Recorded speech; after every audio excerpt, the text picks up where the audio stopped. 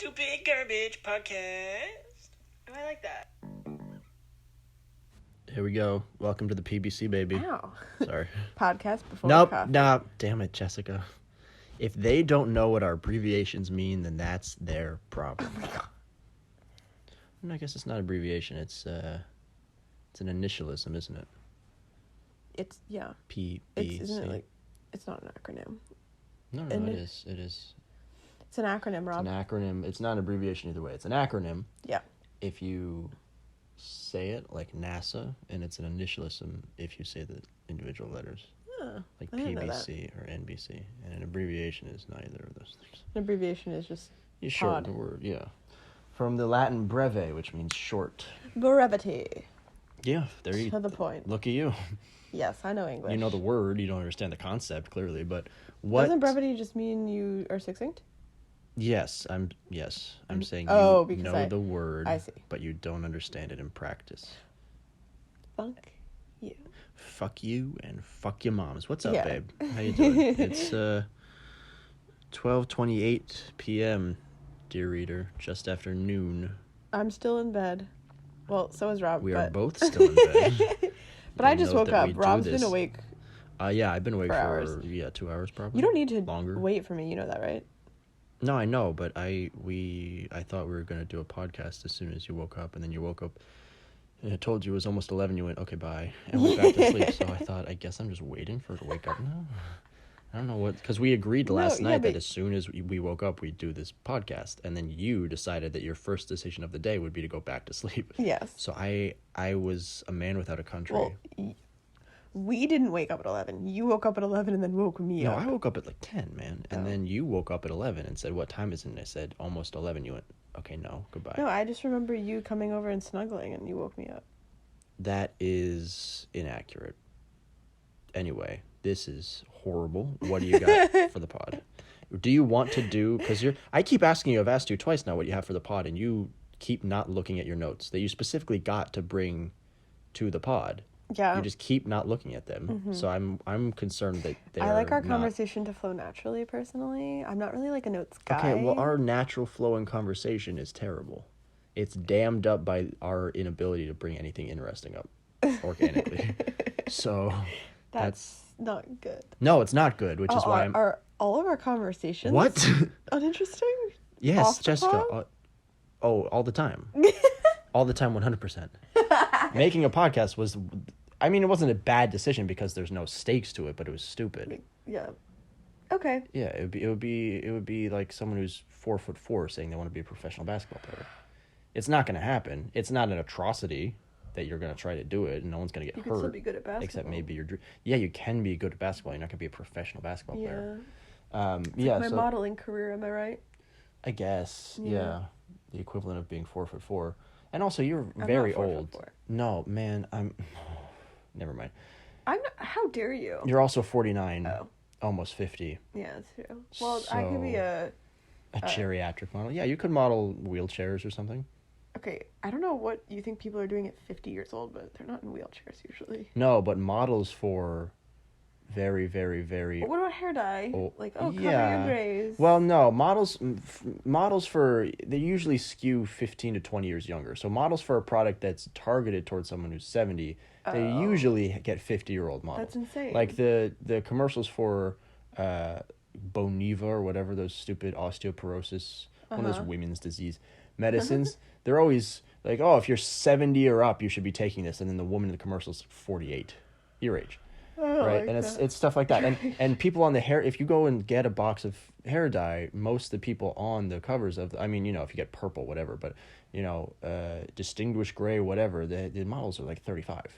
People buying those hair dyes are in their 50s, or 60s, yeah, for sure. No, because I see hair dye and then I see people that are really old on the thing, and I'm like, that's not for me. No, maybe if it's a white hair dye or something, but no. No. Like, it's intended to cover up grays. Yeah, no, I know. You look closelier next time. More closelier, I'd say. Do you want to just do... Here's my question, do you want to do, before they disappear entirely from your memory, which might have already happened, the movie review of the movies we... Okay, so we, on Sunday... Oh, the drive-in? Yeah. the movies that we saw Can we most review recently. movies that are from the 80s? Is that... I don't see why not. Okay. I mean, we reviewed Cape Fear.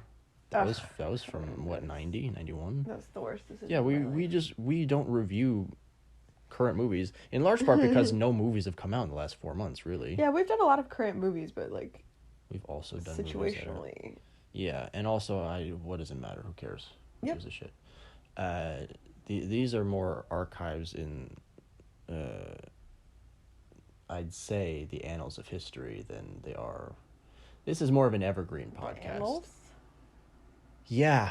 Do you mean anals? I don't mean anals. You'll find that I am functionally literate and can speak English, so no, I didn't mean anals. Anyway, we went to the drive-in and saw... You mean canals? God damn it. So we saw E.T. We saw E.T. and then back-to-back Spielberg Fest, and then Jurassic Park after E.T., which... yes. Yeah. E.T. when it came out in, I think, 82, 84? I think 82, surpassed Star Wars as the highest-grossing film of all time. Really? Yeah, which surprised me because it's... we can come back to it. But actually, yep. I read something where apparently... Actually, let me explain something to you. Sure, please I do. read online, should have written this down as one of my notes, but I thought, this can't be relevant. We just saw E.T. Interesting. Yeah, go ahead. Rude. No, I won't. I'm sorry. But basically, apparently, E.T. was supposed to be a horror film. And Spielberg, like, while he was filming something else, he had a change of heart. And he was like, actually, some lady, I think named Melissa, gave him like a more child-friendly script. And he was like, this is perfect. And then they ended up making the scary movie that was supposed to be E.T. They switched the aliens out for ghosts. And it's now Poltergeist. That's interesting. It sounds apocryphal, but let's see. So, I'm trying to figure out when this stupid movie came out. So I read that E.T. was the highest grossing film of all time. Yeah, 82. That seems insane. Yeah, was then held that title until it was surpassed by... Jurassic Park. Oh, what a fucking king. So... I mean, look, yes, Queen. Jurassic Park is a classic. It is so fucking good. A Jurassic. Jessica? You're so cute. E.T. is garbage. Yeah, E.T.'s not. But anyway, so, Steven Spielberg had back-to-back. And then I think Jurassic Park just held that title until it was surpassed by Titanic. And then that was surpassed by Avatar, which are 2 James Cameron films. So it's interesting how that goes. Yeah, but... if you got it, you got it. Yeah, and then you get it again, I guess, from yourself. So, E.T. 82 was the first movie we saw. First of the two. I whether or not it was supposed to be scary or not and turn into Poltergeist, I don't know anything about that. Yeah. Because I didn't do any research for this. But I'd seen... All my sources are wrong all the time. Yeah, I mean, just assume that's not true. Yeah, never believe... Oh, also, Corrections Corner, it's the Yale Library and not the Harvard Library, but it does not remove the oxygen. It did from what? the Oh, air. yeah, no shit. That's what I said. You don't need to do Corrections Corner. When you said that, I said that's the dumbest thing I've ever heard. It's not that I think they like have a lower oxygen. Sure, maybe, but even that sounds like bullshit. I don't know. I looked it up and they're sounds... like, it's a myth. There is less oxygen just in case, but also, like, you can't have less oxygen all the time in a library because the kids will, die. Well, it sounds like it's a rare book room, which presumably you only have a select employee goes into or whatever. But even that, they toggle and set specific oxygen levels in planes, so it's doable. But it just seems so. First of all, it seems so cost prohibitive that I mean, I guess if they have $20-30 million or more of books in that room, then maybe.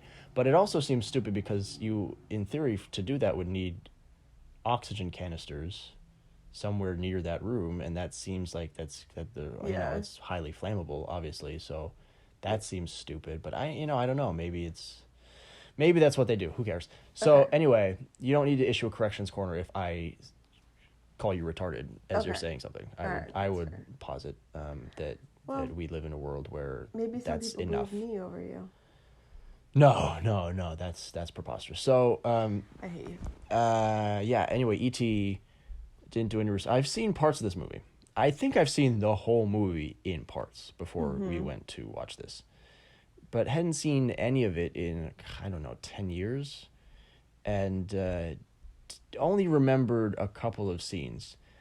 This movie, it's interesting that it was the highest grossing film ever, because it's not,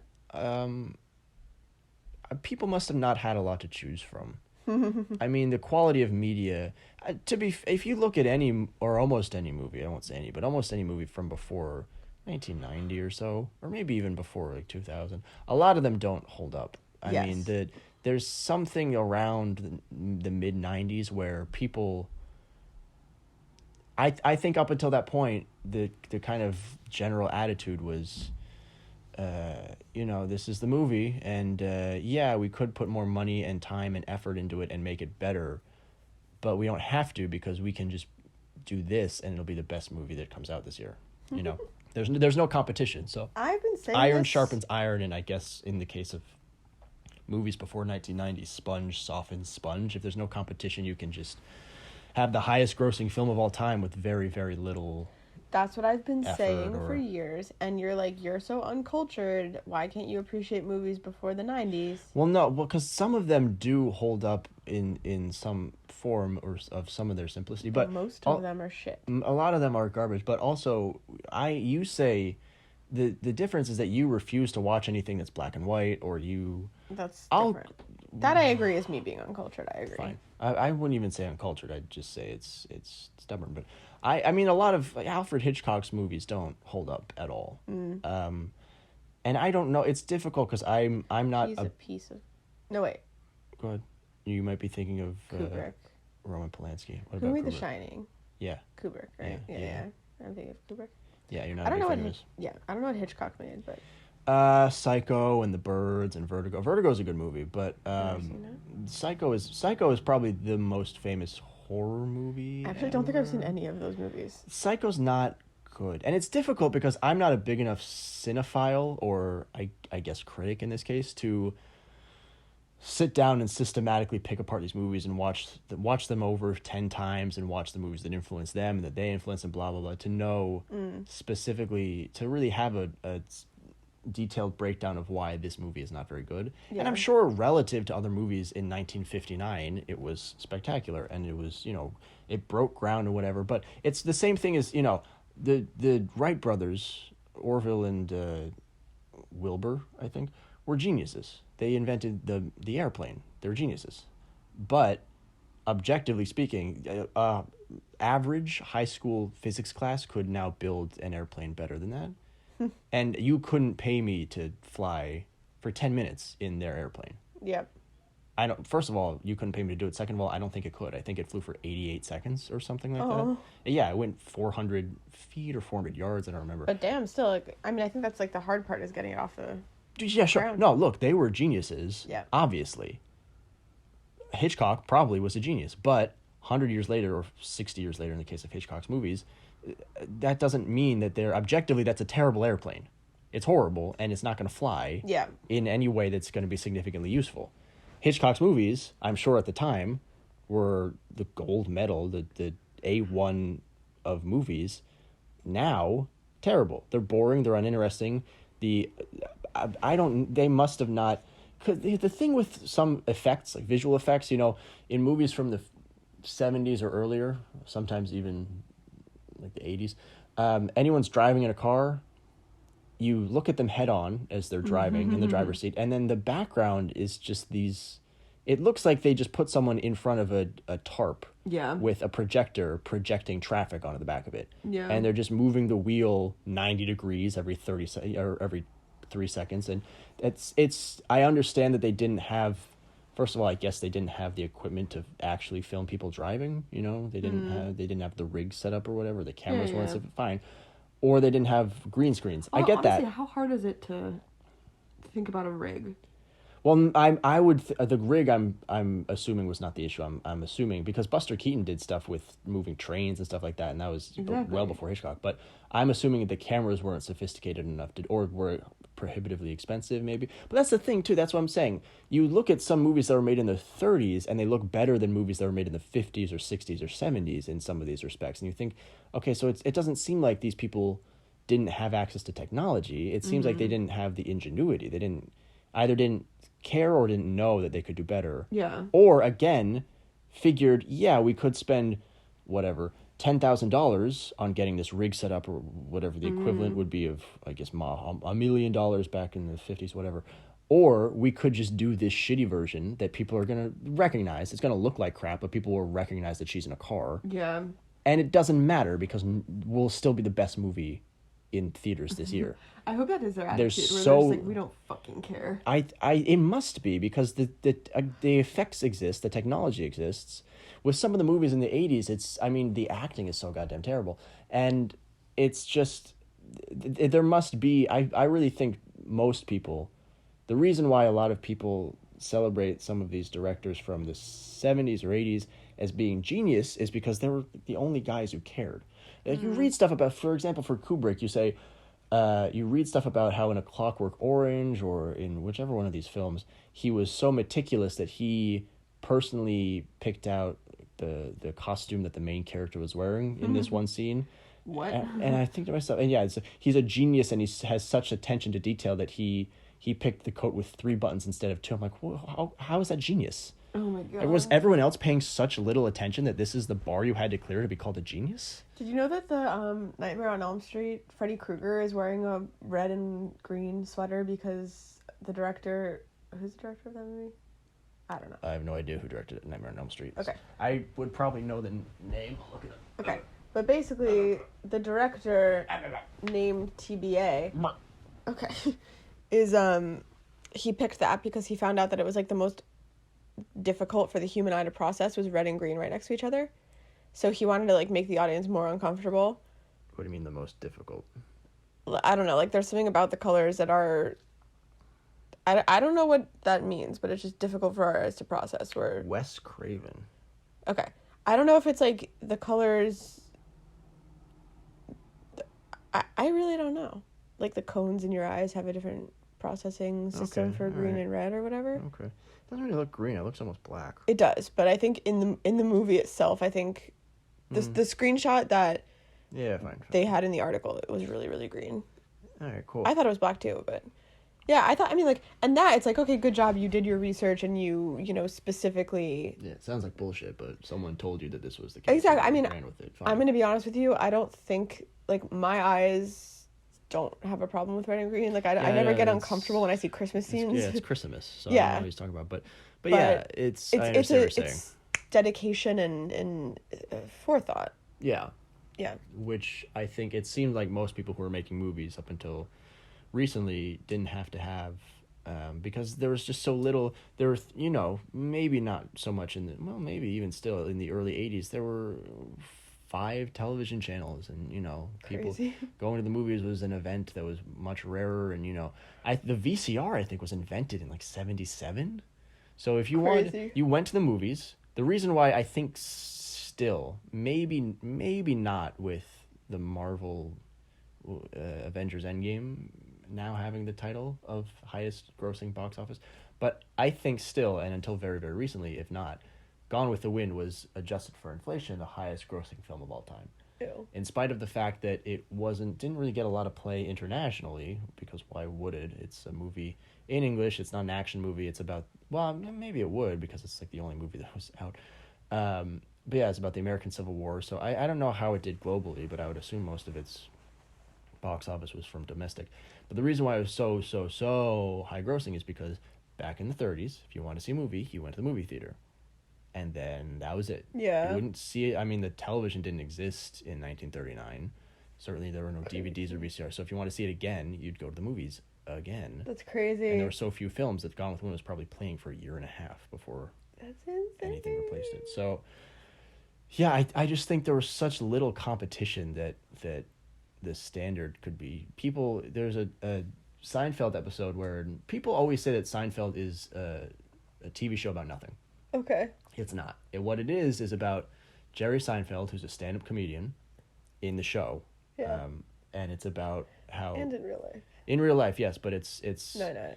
semi-autobiographical, wherein I think what they've said is that Jerry Seinfeld's character is Jerry Seinfeld, and Larry David is George Costanza. That's more his. But anyway, Jerry Seinfeld is a stand-up comedian in Seinfeld, and the show is about how he gets ideas for his stand-up bits. It'll show something happening, Oh, yeah. and they'll do something, and something will happen to them, and then he'll do a bit either at the beginning or the end of the show about that thing. That's the plot of the show. It's not a show about nothing. They do boring. a lot of it might be boring, but it's not nothing. And Yeah, they I don't do like a it, but lot I of agree stuff with in you, the it's the reason why people say it's a show about nothing is because it's kind of inane and Like just mundane and boring. well, not even mundane, but kind of. What does inane mean? It's kind of directionless and Okay. and kind of. I mean, inane kind of means it's about nothing, but it doesn't have a consistent plot where like MASH is about the Korean War and how they're doctors in a military hospital and you follow that. Seinfeld doesn't really, besides him being a comedian, there's no real like George Costanza's job constantly changes. Kramer doesn't have a job, so I understand that, but it's not about nothing. The reason people say it's about nothing is because there was a 2-episode, I think, arc in one of the seasons, whatever, 6 or 7, where in George Costanza, always just looking for the next get-rich-quick scheme, and got a meeting with NBC through Jerry, because he was an up-and-coming successful comedian. And they pitched the idea for a show. And the idea for the show was that, don't tell me shush. I do the levels. Stop. I decide if it's shush. Shush. Or we're not having this discussion again. So anyway. How dare you? They have a meeting with NBC, and George pitches a show that's about nothing. And so that's where that 1 or 2 episodes is where the tagline, it's a show about nothing, comes from. And then it became applied to Seinfeld erroneously. But in it, George says, it's about nothing. These people just do nothing, and they're just hanging out, and they just talk to each other. It's and friends. And he kind of, the reason it also applies to Seinfeld is because in this pitch meeting, he kind of just explains Seinfeld. He's like, yeah, they just hang out in a cafe and talk to each other, which happens almost every episode of Seinfeld. So yeah, and friends. And friends, and any sitcom since Seinfeld is really directionless. That's kind of Seinfeld kind of pioneered the.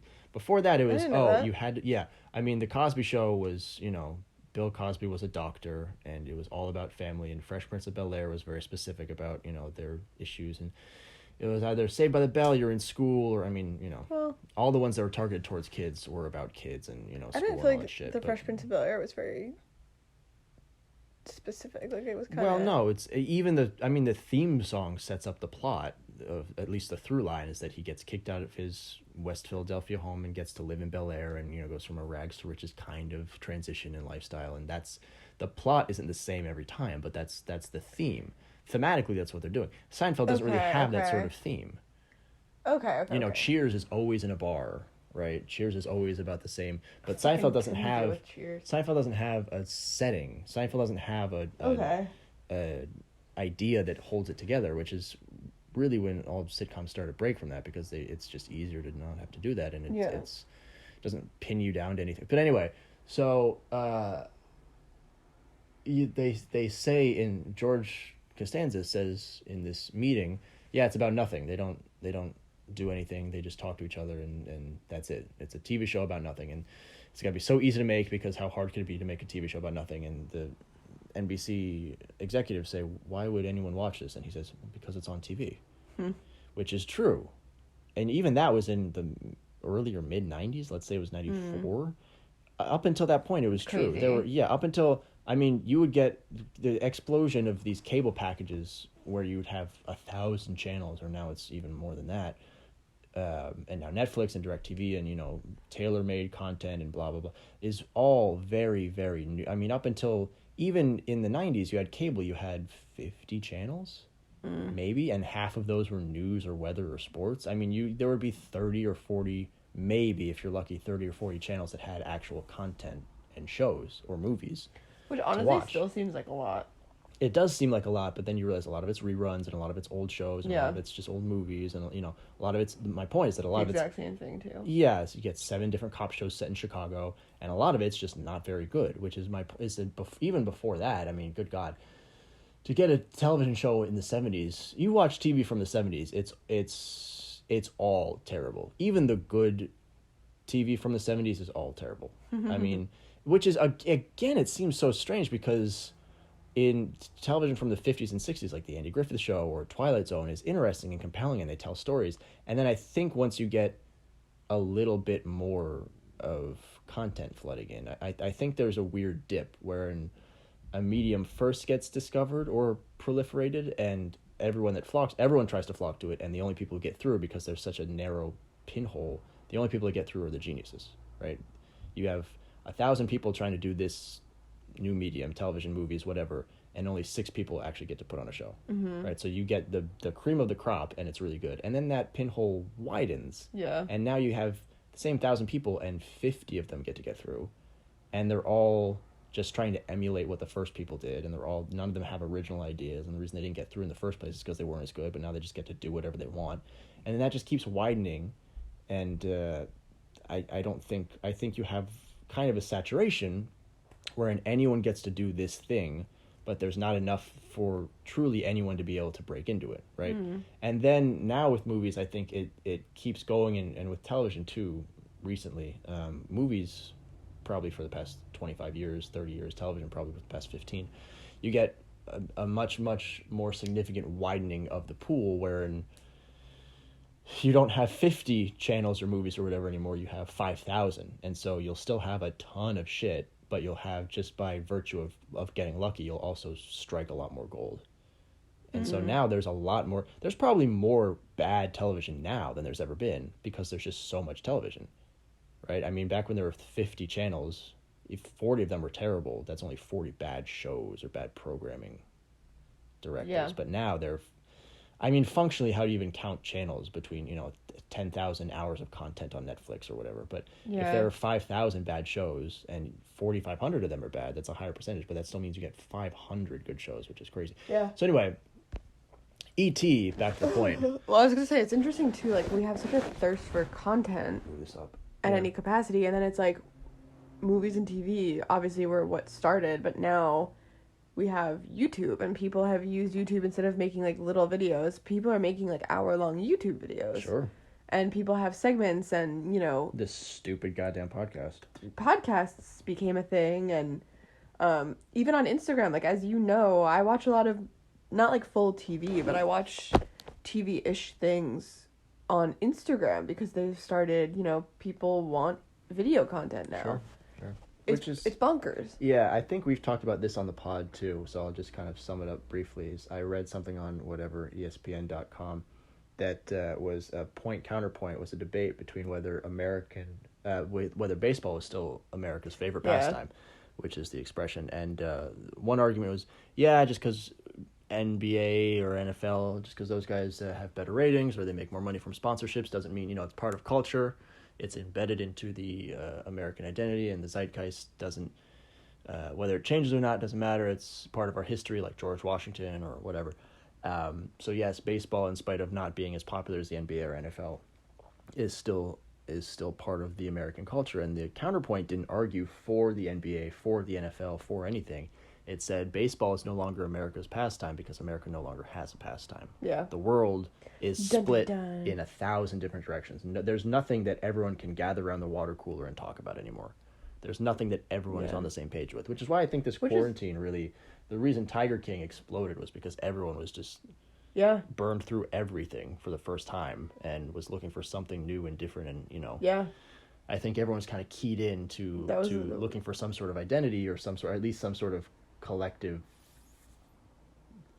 I don't know. I think everyone was just constantly on social media and looking to talk about something. I think there was another 1 or 2 shows that became like Tiger King where like everyone was watching them. No, I don't think so. I mean, I certainly didn't watch anything else, so. I know, but I'm never up on trends, and I watch Tiger King. Yeah. But I didn't watch anything else. I'm up on trends for the most part. I'm trying to think of what it was. I think my mother watched Tiger King. That stupid Love is Blind show, I think, also like blew up in a way got that. big, but I think it's the same thing. I think that's probably the second. But there were a wave, couple. and then yeah, it had a bounce. Yeah, there were a couple of those. I think another thing came out too. Like, I've been watching, like, they've released a couple, like, third seasons or fourth seasons of shows that I already watched, and those, you know, obviously. Yeah. I think once that, you're saying, like, once that second wave came out, where, like, all the things that were in progress before quarantine hit began to come out, I think Tiger King just got really lucky with timing. Yeah. Anyway. But, yeah. E.T. E.T., not very good. It's fine. Yeah, I mean, through the lens of a kid's movie, it's hard to know. Is it? Because I remember... Officially a kid's movie? Yeah, I mean, it's rated... It has to be. It has to be... I think a lot of Spielberg movies are targeted towards an audience of usually boys who are between the ages of, like, 10 and 15. Okay. That seems like...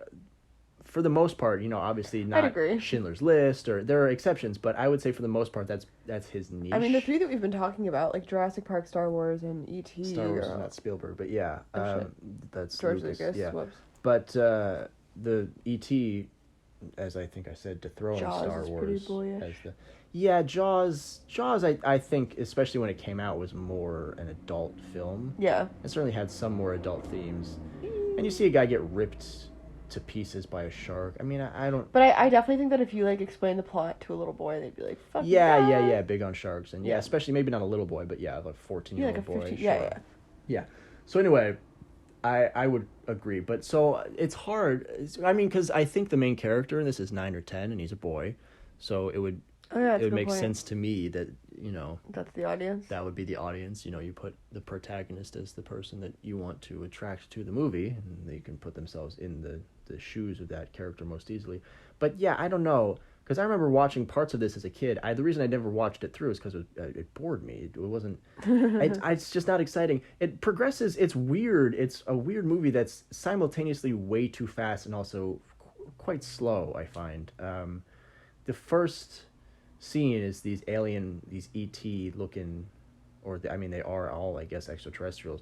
They're apparently botanists coming to the planet Earth to collect samples, and they touch down. They get chased away by whatever, the CIA or military, and they inadvertently leave. It was just a group of dudes with flashlights. But they inadvertently leave ET, and then ET stumbles into Elliot's neighborhood, and then garage, and then Elliot's the main character, the kid. And so it's weird how slowly this progresses to the point where there's any drama, where, because we know he's an alien, we see in the first scene that they're aliens, but, you know, it's for the first half hour, it's this drama of, oh, is Elliot gonna find the alien? And okay, then he does. Are his siblings going to believe him? Oh, okay, then they do, because he shows them. Are they going to keep the secret quiet? And it's just this very minute... I don't really care, you know. Like a little kid's keeping an alien in his closet is interesting, but the drama that they make out of it, it's not, at first, it's not, the government's coming to find them, or, you know, the planet's going to explode. It's just, can he hide it from his frazzled mom? That's it. And it's just so mundane and low stakes. I did. Yeah. But then it immediately makes the jump to, okay, so now the CIA is listening in on their conversations, and now there's guys in helmets and spacesuits coming to pick them up, and I didn't think they did a very good job dying, and it all happens in like 24 hours. Yeah. All of a sudden, things just turn to absolute shit. Yeah, things go from a 2 to a 9 immediately, and it's weird. E.T. just wanders off and starts dying for some reason that never got explained. No. They're like, he's too far from his... Yeah. You said that. You were like, he's too far away from his family, but I don't know where you got that from. Like, I was just like, that was not explained. Well, it wasn't explained, but that's the only thing that the movie has any mechanism to explain, where he's dying, and then his people hear his message. ET home phone is what he says at first, and then he corrects it to phone home. Also, his name isn't ET to his aliens.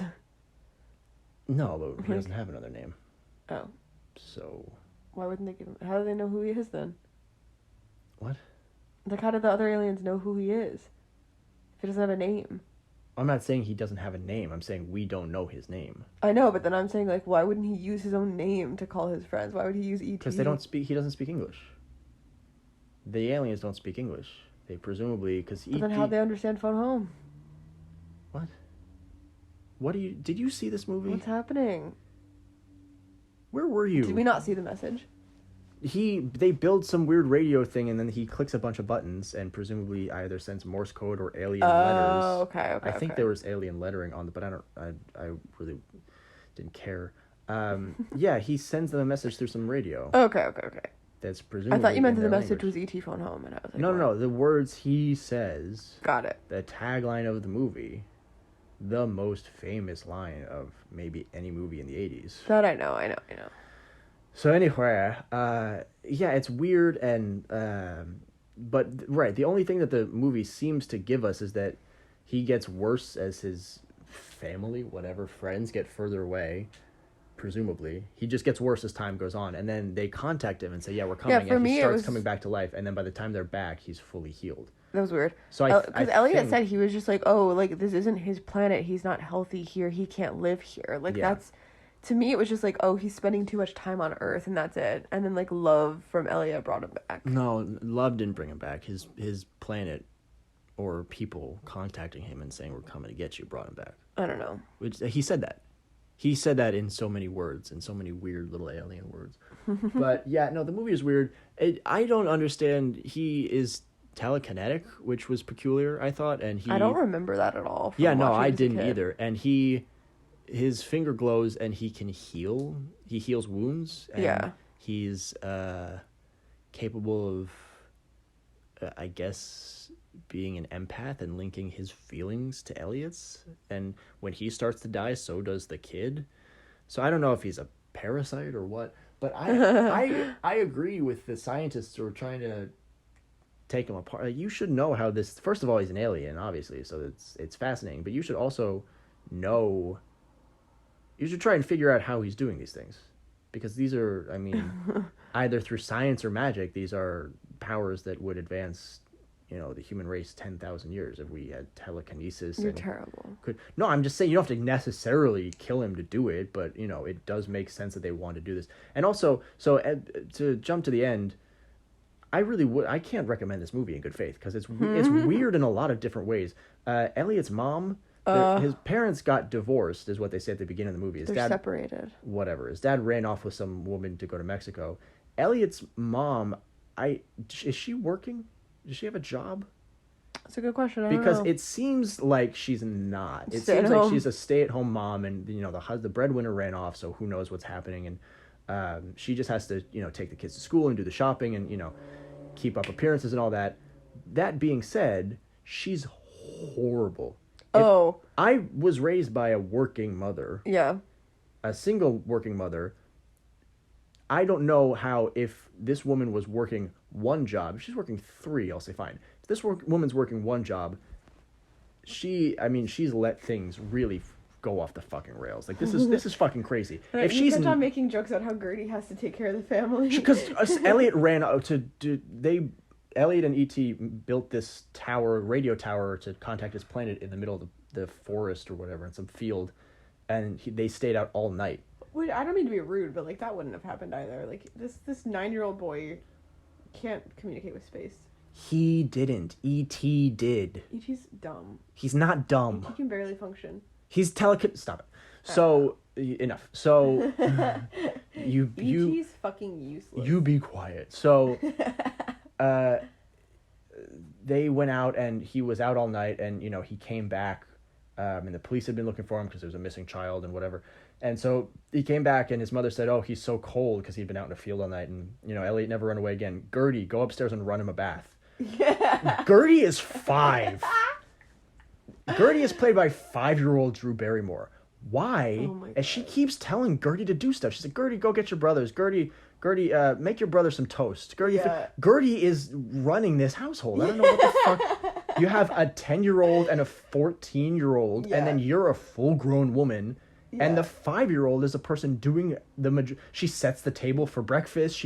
Why is she doing all these goddamn chores? And then I understand having her do something. She calls everybody out too. Like the 14-year-old was like, "Oh, I already did it." She's like, "I did it already. Yeah. Shut up." It was weird. She's like the most level-headed, intelligent. Right, she taught him English. She's the one who taught E.T. to speak. Come on. So yeah, that was weird. But the mother, if she's a working mom, she's doing a bad job. I understand that you're going through a tough time, but you have children and you're doing a bad job taking care of them. She's just generally a mess. There's an alien, a drunk alien, I'll add, walking around their house, just walking through the kitchen while she was also in the kitchen putting away groceries, and she was so focused on putting away the groceries that she didn't notice that there was an alien literally next to her, also within arm's reach. The school called her and they were like, hey, like, we think your son is drunk. Yeah. And she was like, nope. And then she found open cans of beer in her home, and she was like, so she's... no, it can't have like, bitch, someone other than you is clearly drinking in your house. I mean, I know that Gertie can go through a couple a night, but it was so, like, why would you not even be like, she's suspicious? And the school, like, trust the school. She's really, really stupid throughout the movie. Such a bad mom. And so if she's a working mom, frazzled, but you need to pull your shit together. Yeah. And if she's not working, if she's just a homemaker, launch this bitch into the sun. She's fucking useless. Feed her to some hogs or something. Your favorite use her as firewood. She's worth her weight in wood. That's what she is. She's useless. Your favorite thing was how when E.T. was dressed up as a ghost for Halloween, like, the mom could not tell that it was not her daughter. You could see its feet. Yeah. No, I think it had shoes on. Nope. What shoes would fit those feet?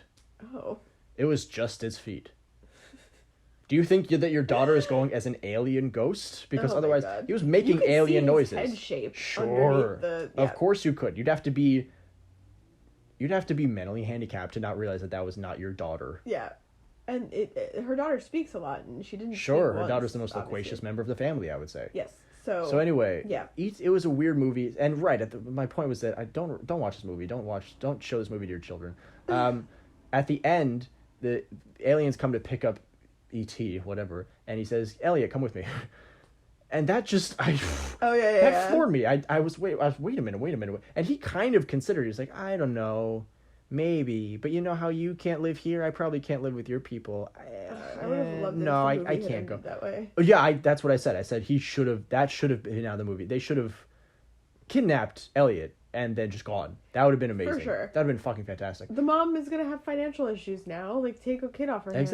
Exactly. I mean, the mother has a lot of issues, but what ties does he have to this world? So it was just such a bold, I know that I had to send for my people because I can't live on this planet because it's not my home, and but come with me. I'm sure you'll be fine. It's just such a bold ask. But other than that, the movie, it was just weird, and I don't know. The effects weren't bad or anything. I spent a lot of time in the first half of this podcast talking about how old movies use effects that they shouldn't use or are just lazy. This movie wasn't lazy or anything like that. It was just kind of weird. Jurassic Park also, I felt like there was not... Because I was worried about watching E.T. now. Yeah. Because I was like, oh god, it's been like 20 years, 30 years, whatever. I don't know. Almost 40. 50, came out in 82. I don't fucking know. So yeah, it's been a long fucking time, and I was really worried about it, and it was like completely... fine. Yeah, it didn't look bad, but I don't know. It just wasn't an interesting movie, really. Which I think if you were if you were watching this in 1982, and you've probably not, all the movies about aliens look horrible and they're really boring and they're all every single one of them from Mars. It's all Mars attacks and invasion of the Martians and Mars.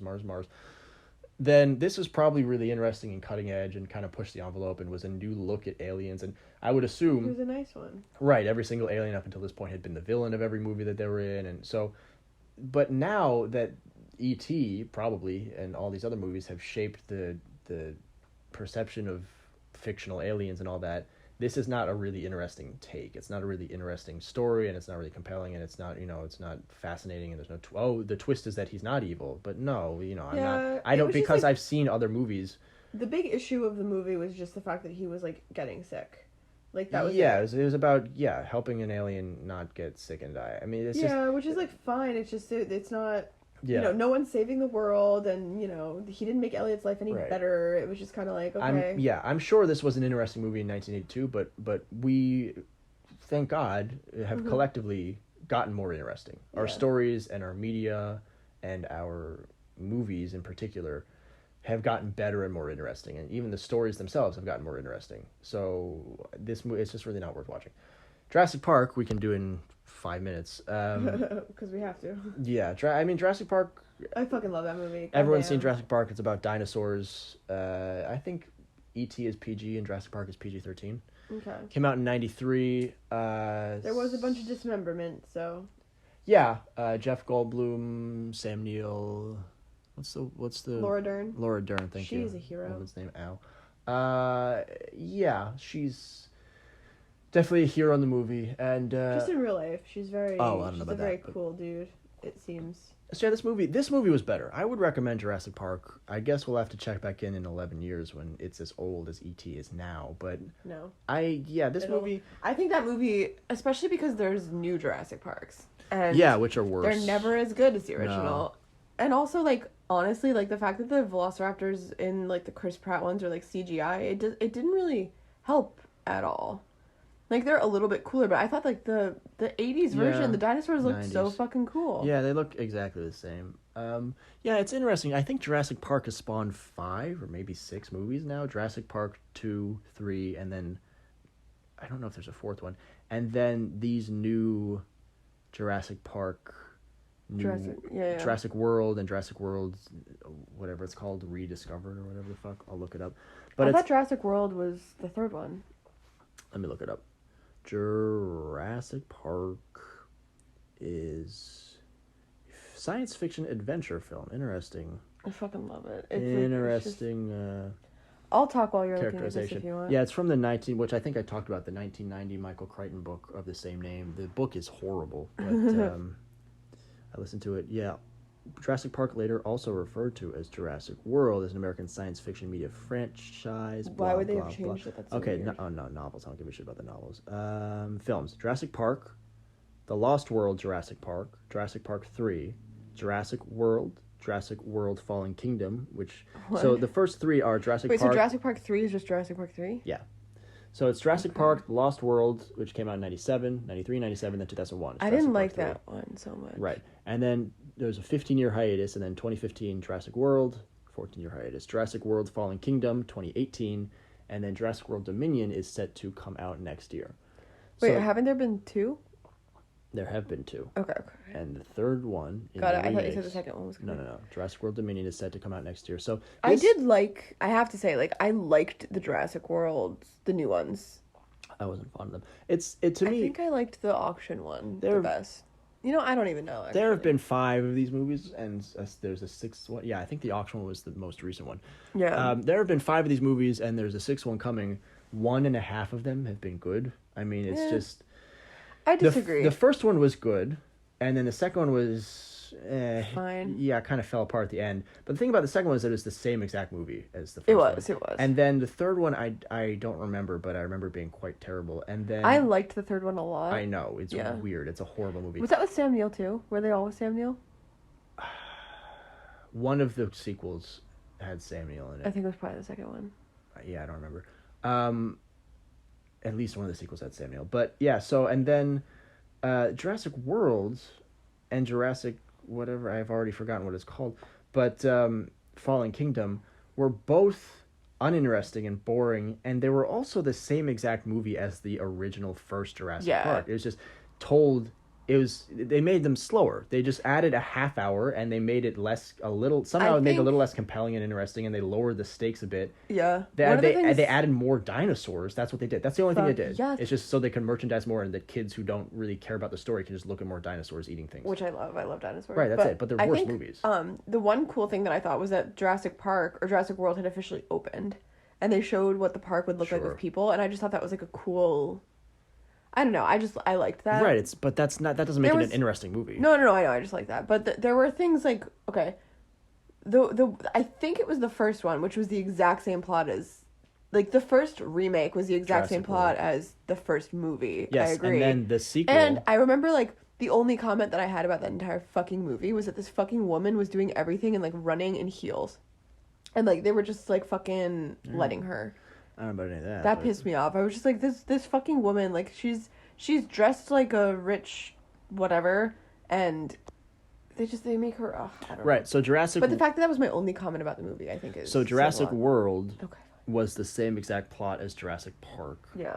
except the park is open. And it wasn't done better. And right, it was done worse. And then Jurassic World: Fallen Kingdom was the same exact plot as Jurassic World. No, there was that auction. Yeah, but there's not that's just a different mechanism to tell the same story. I liked it.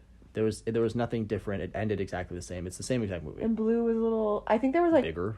No, like I think the only thing that was different was that in the originals you don't like any of the dinosaurs. Right, like, they're all not kind characters, of annoying. right. But then Blue got a name and became a character. Again, and, these are different little twists so that you can say we're not literally using the same exact script as Jurassic Park. You know what, but Rob? they're not interesting, it and made they the don't. movie for me. Okay, that's fine. I remember really liking it. That's I didn't fine. like the first one as much of the remakes, but the second one I was like, this is definitely for sure tolerable. It's because I think there were more dinosaurs in it. Honestly, though, I fucking love dinosaurs, and I will watch anything with a dinosaur. Right, but the in thing, it, Jurassic Park always. isn't supposed to be about the story of the dinosaurs. It's about the humans being put in danger because they're creating the dinosaurs and breeding the dinosaurs and being put in danger because of the dinosaurs and the human drama around the dinosaurs. It's not supposed to be about the dinosaur drama of dinosaurs and their dinosaur problems and their dinosaur emotions. I don't give a shit about dinosaur emotions. Okay, Are you kidding well, me? you're wrong. I'm not wrong. You're stupid and wrong. I'm not stupid I and fucking wrong. love dinosaurs. I would watch. You know, I loved We're Back as a kid. I know. I loved Prehysteria. Another Spielberg movie. Anything. I wonder if Prehysteria is Spielberg. That'd be hilarious. It can't can't imagine. be. Anything with a dinosaur in it, I'll watch and I'll love. And Right. So if that's my identity. if that's the bar, yeah, then you might like you'll probably like all the Jurassic Park movies. You'll probably like each subsequent one more because they keep adding more and more dinosaurs. yeah. I mean, if you From a filmmaking or film Fine. critic perspective, as Hard for we me to step are back. professional film critics, they just get worse and worse. It's interesting between Jurassic, apparently with this sixth one, whatever, coming out. Let's just say the 5 that have already come out. Jurassic Park franchise and Jaws have spawned 9 both Spielberg franchises have spawned 9 films, and of those 9, Crazy. 2.5 of them are watchable. Because the first Jaws was a good movie. The I second hated Jaws it. was right. I know you did. The second Jaws, like the second Jurassic Park, was kind of the same movie, just worse. Yeah. And some of the actors had dropped out, and it wasn't as good or interesting. But the parts of it are worth watching. And then Jaws 3 was bad. I mean, really, really bad. You'd say it was horrible, except for Jaws 4 came along and redefined what horrible really meant. Sad. The shark follows them to the Caribbean. It's nonsense. They take it's not even in a boat. They take a plane from New England to, I think, Jamaica, maybe the Bahamas, and the shark follows them there. I don't mean to be rude, How but you how would much know damage can one shark even do? Yeah, stay 80 feet away from the shoreline. Go move to Arkansas. Your entire family gets eaten by sharks. Go move to a landlocked Yeah. piece of property. I don't understand. And like to me it's so stupid too, where it's like just close the beach. Like it's not. Yeah, well, I mean, here we are Calm seeing the fuck that down. not happening. It seems like half the governors in the United States are like the mayor from Jaws, where they're saying, "Well, like we need, right now? yeah, we need 4th of July to be open so that What is it the with our money country can and be beaches? the money. Well, all beach towns have all of their tourism Oh, around the beach and all of their economy based around the tourism. that seems more like your fault than it does.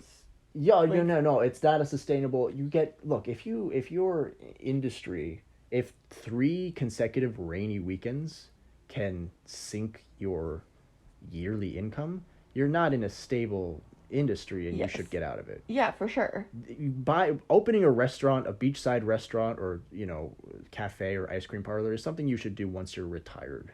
Yeah, it's like And a wanna second have little cute want to have thing. something to do, and you say, I've got $2 million in the bank, and if me and my wife blow through all of it on this chocolate shop, I don't care. Yeah. What else are we doing? It's the sort of thing that you do if you have no kids, or kids who are successful enough to support themselves and whatever. It's not the sort of thing you start getting into to make a lot of money and to be safe and to be smart and to raise a family. It's a bad decision. It's too capricious and based entirely on. And it seems like it would also be the first thing to go, right? If I'm in an industry where we make homes or cars or butter or, clothes, things that people always need. I'm a doctor and whatever. The economy is bad. People aren't going to stop buying clothes. They'll stop buying as many clothes, but, they'll still need to heat their homes and eat and go to work and all that stuff. The first thing that people stop doing when times get a little tight is they stop going to the beach and they stop doing leisure activities. They things. stop going to amusement parks. They stop spending money on $5 soft serve I think it's so ice cream. So as soon as the economy gets a little bad, your entire industry goes tits up. Just to talk about like quarantine again for a little bit, it's very interesting to see what the fuck is going on, because I feel like the longer time goes, the more okay I am with not going out, where it's like in the beginning I really just wanted to go the fuck out, but now it's like, this is my life now, this is it. Yeah. We've adjusted. But people, like, the second the governors are like, hey, we still don't think it's safe, but like technically I guess, like, people are rushing to the beach, and it's like, we are so sick of quarantine, we're so happy, we just can't wait. People are stupid. I know, but it's like, to me, it's like, what the fuck are you doing? We're like, we've been in quarantine for like 4 months. Like, what the fuck is another 3 weeks? Calm down. But people are like, no, I got a little glimpse of freedom, and I can't. I honestly don't even know if the beach is the problem if you just stay far away from people. It's everyone flooding into restaurants and businesses, and really, I think the big beach though are still like on top of each other. Yeah, I think the problem, go to the beach and distance. I think the problem is that people having these big family gatherings and barbecues and, you know, reunions and all this shit, and people having quarantine parties, quarantine's been lifted celebrations. Yeah. You're going to have to go back into quarantine, you stupid idiot. The point is to flatten the curve, and then... Also, quarantine's been lifted, but that doesn't mean that you can't get sick anymore. Sure. Like, Corona hasn't been eradicated. Right. The point is to flatten the curve, but if you go back to doing what we were doing a year ago, without social distancing, without the masks, without being smart and conscientious and, you know, staying home if you feel sick and avoiding these hot spots and stuff, then there's no point in having done the lockdown. Like, you have to learn how to do this better so that we could be like every other country in the developed world, which has gone from, you know... The Louvre opened yesterday. Sure, of course. Yeah. I mean, I think the United Kingdom, which is pretty middle of the pack, I think, for Europe and most of the Western world in terms of how they were doing with COVID. I think I didn't hear anything about them. Yeah, no, it's not like they were the leaders. In Italy had all these cases, and you know, but you know, they were right there with everyone else. You know, if Italy had 10,000 cases a day, the United Kingdom probably had 6,000 or something. Crazy. So anyway, I think they're down to like 180 cases a day or something, which is, so is the rest of Europe. You know, so is Germany. Yeah. Belgium has like 20 cases a day. That's right. So minimal. I mean, Italy has 250 cases a day. That's like Westchester has like 20 a day. Right, exactly. That's so sad. New York State, which is doing as well as any other state now in the country, right? The Northeast is the only portion of the nation that's not seeing a second spike, right? New York has about 20 million people, and it's something like 800 or 900 new cases a day. Good. The United Kingdom has 60 million people, and it's like 150 cases a day. So it's even the good parts of the United States are lagging behind. Yeah. It's just it's unfathomable. I don't know. It's unfathomable to me. Unfathomable that the United States and Americans. I guess it's not unfathomable because I've known this for a long time, that Americans are this stupid, and so many of them are this. They can't. I don't know how wearing a mask so that an infectious disease doesn't spread became politicized, but it's. Oh my god, it's so stupid. Also, another thing too, like someone was saying, like, know your audience. Like, we should have just marketed it differently, where Americans just don't care about each other, and that's at the core of it too. Like, if you say wear a mask to protect others, that's not going to get Americans to wear a mask, because we don't care about each other. Sure. Which, not to be hypocritical, like, that's I wholeheartedly do not care about humans generally, but I don't. No, you're American through and through, but I don't know if it's like an American thing. I'm not like, it's my right to not wear a mask. Like, I don't care about that. It's mostly just like, I hate human beings. Right, you don't care. Generally. But, But yeah. I don't know. I mean, hopefully... Here we are, 60,000 new cases a day. Yeah, I mean, we'll see what fucking happens, but... Anyway, Jurassic Park, I'd recommend. E.T., I would not. Jessica? I fucking love Jurassic Park. Like, Jurassic Park, like, let's take away all of the sequels and just rate Jurassic Park as a movie. Sure. Like, that's such a fucking good movie. What a genius... I mean, I guess the book would be the genius person, the author, but... Yeah, I suppose. The book's not very good, though, so... Well... Yeah, I mean, they took a cool, unique idea and made it into an amazing movie. So it just... And Sam Neill is a god. I love him so much, honestly. And then Laura Dern is a cool dude. And her character had a lot of, like, really feminist quotes, which I appreciated, especially considering it was back in the 90s. And she was like... What did she say? She was like, let's talk about, like, the gender stereotypes or whatever in a crisis situation. Something like that. Like, it was a cute little line, and I was like, girl, you're so good. And then sexism in a something like that. Sexism in a crisis situation. And then what was Jeff Goldblum? He had amazing quotes the entire. I mean, he was only in the movie for a brief moment, but his quotes. No, that's not true. I'm trying to wrap up. I know, but I'm just saying, You, as a final thought, I thought like a lot of the characters had really good things to say, and I felt like it was kind of like a really deep movie. Even though it was kind of like we're fighting dinosaurs, it was also super deep and super interesting, and they did a good job at like kind of addressing the core problem of bringing dinosaurs back and stuff. It just on every level, it was just a good fucking movie. The action was good, the dialogue was good, the characters were good. That's all I have to say. and E.T.? E.T.'s fine. Okay, there you go. All right. See you later, pod racers. Bye.